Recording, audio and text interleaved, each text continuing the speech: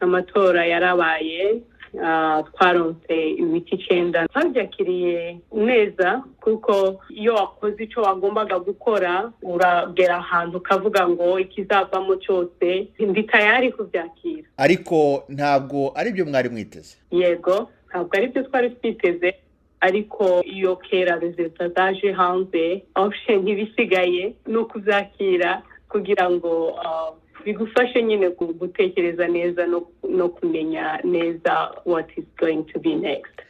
Madamu Ikora, nubwo mwabonye amajwi 9.6% mukaza muri ku mwanya wa kane, ariko ikigaragara nuko n'uwabaye wa mbere atabonye ayo mahirwe yo guhita abona tike kuko atagejeje bwa bwiganze bw'amajwi 38% akenewe muri leta yanyu kugira ngo umuntu ahite yemezwa ko abaye umukandida. Ubu harakurikiraho iki?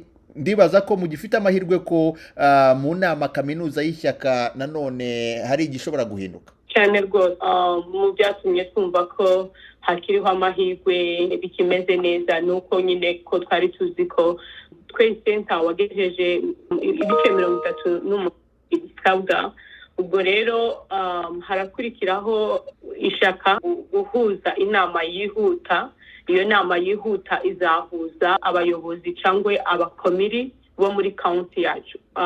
Tubibutse ko district yacu iri mu county abiri, iri muri Dallas County ikaba no muri Paul County. Ubwo rero abakomiri bo muri Paul County no muri Dallas County bazahamagazwa bahure batore. Ubwo kandi iyo bibaye bigeze ko aribo batora basesa ibyavuye mu matora byose bagatangira gutora bushasha kuri bakandida bose. Hanyuma se mu guhitamo umukandida, abo bayobozi b'Ishyaka bareba uwabonye amajwi menshi cyangwa abakandida mwese muba munganya amahirwe? Ntibagendera ku wabonye amajwi menshi cyangwa makeya, bafite agenda yabo bagendera, barareba bagatikinga utuboxes twabo, barangiza bakavuga ngo dukurikije ibingibi n'ibi kuko abo bantu baje gutora baba baza abakandida mu rwego rwihariye. Ibo ntabwo ari nk'abaturage kuko abaturage bo batora wa muntu wagaragaye cyane, ariko noneho abo ngabo batora bagendeye kuri wa muntu batekereza ko uyu muntu niwe dukeneye muri parti kuri ubu ngubu. Buri mukandida wese uko turi batanu twese turacyafite amahirwe angana. Ubu se hakurikiyeho iki? Mukomeza kwiyamamaza, bigenda gute? No kwiyamamaza of course, ariko ntabwo bikiremereye nkuko byari bimeze kugenda ku bantu benshi cyane. Urumva ubu ngubu igisabwa no kugaragara mu ma event yose ahari, mbese no gukora ibisabwa, kuvugana n'abantu bashinzwe ibyo bintu bakakumenya rwose, bakamenya uburiwe. Kuko bamwe usanga nyine wenda baba bazi abakandida bose personally, ariko iyo bakuzi, iyo bagiye gutora bazi uburiwe, birafasha kugira ngo bahitemo neza.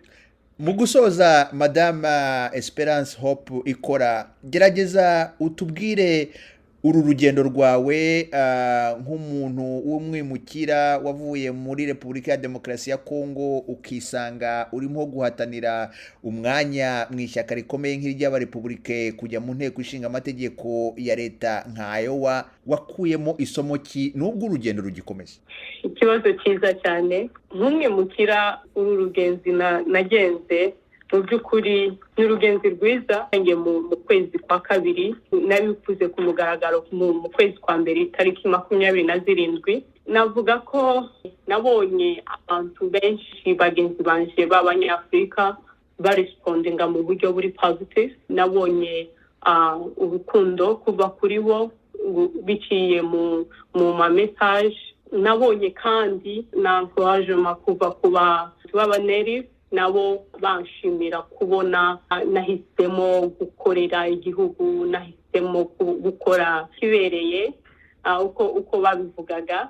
Jewe personnellement navuga ko byahinduye uburyo mbona ibintu, byahinduye uburyo numva ibintu, byatumye nsubira kandi kumva ko ari ingenzi ko kabimukira tugomba twese kumva ko ahangaha turahari twarashitse tugende dukore nk'iby'abandi bakora kandi twumve ko tudahaye tubakorera turi kwikorera twebwe twenyine n'abana bacu tuhaye tujarira hano.